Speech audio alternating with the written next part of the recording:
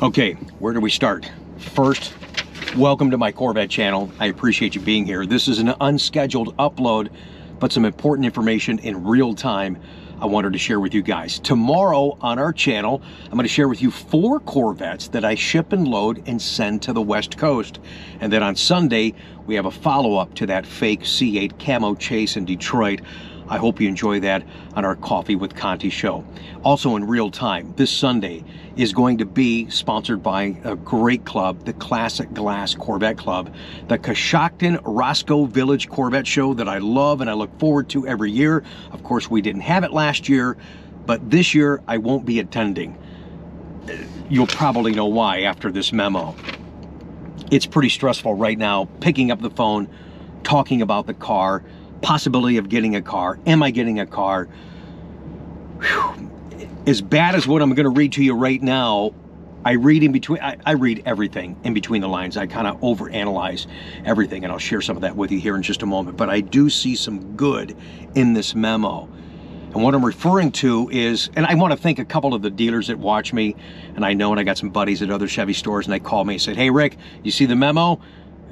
Bro, I just want to tell you, you were right. And I appreciate that, guys, but it's not about being right. It's about sharing information to help people understand what we as retailers are going through and try to give you as a consumer and a fan and an enthusiast for this great car what to expect.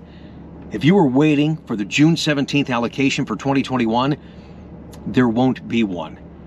I'd said that there probably would be a small alteration. I suspected that. No intel on that deal, just intuition, because I've been around this car for so long, and I know that they don't want to go backwards, they really want to move forward. And seeing all these additional shutdowns, I said there probably could be an alteration to the June allocations. Not to the effect that this memo states. Basically, there will be no more 2021 allocations released for production control.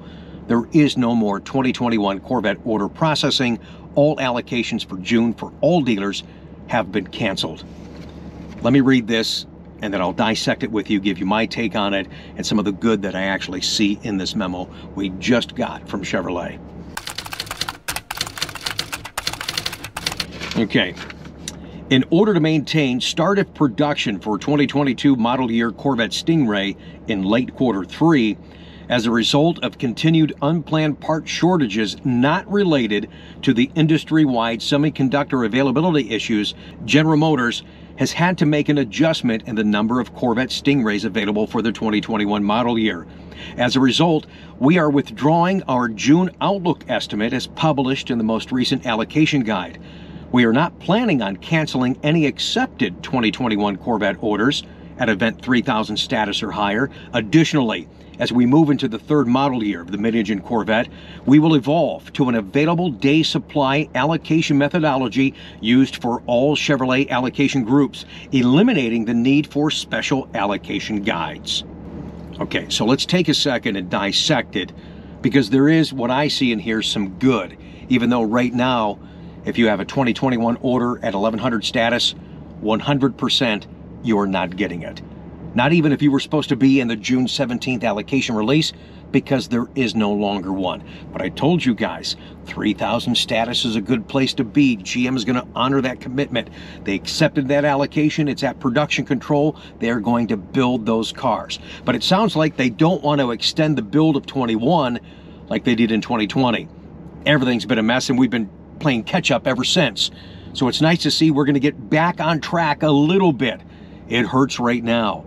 Moving into 2022, your order will not automatically transfer over. You have to work with your individual dealerships within their allocation for placement, distribution, and so forth. That's the other thing here. They're talking about going to an ADS, as we call it in the business, an available day supply. Well, there is no day supply. Everything is spoken for. But that tells me that they're ready to flip the switch and they're ready to build a bunch of cars. They're not saying specifically in this memo, but we've told you many times over, yes, it's not a chip shortage. It looks like it is on the transmission supplier. Once we get past that, we're going to have good news for 2022, but we've got to get to that point. But this ADS methodology that they're talking about, I don't know if they'll start that right away for 2022. That remains to be seen. And basically what that means too is they no longer will say, hey, you get this many cars for the year. That's gone.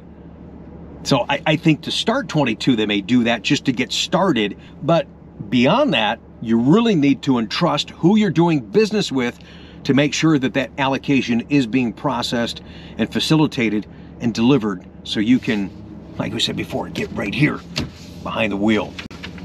Very crazy times, but knowing that they are committed to get back on track, this is a good sign.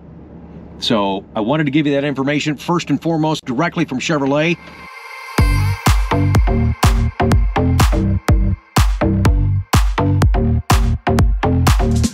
Now you know where we are. No more guessing. Once we hear information as far as distribution, pre-order entries for 2022, we'll let you guys know first and foremost. I thank you so much. Join us tomorrow as you get to share in other people's moments getting their cars. Join us on Sunday, and I got a lot of fun stuff planned for you. I really do. So trying hard to keep mine and your spirits up.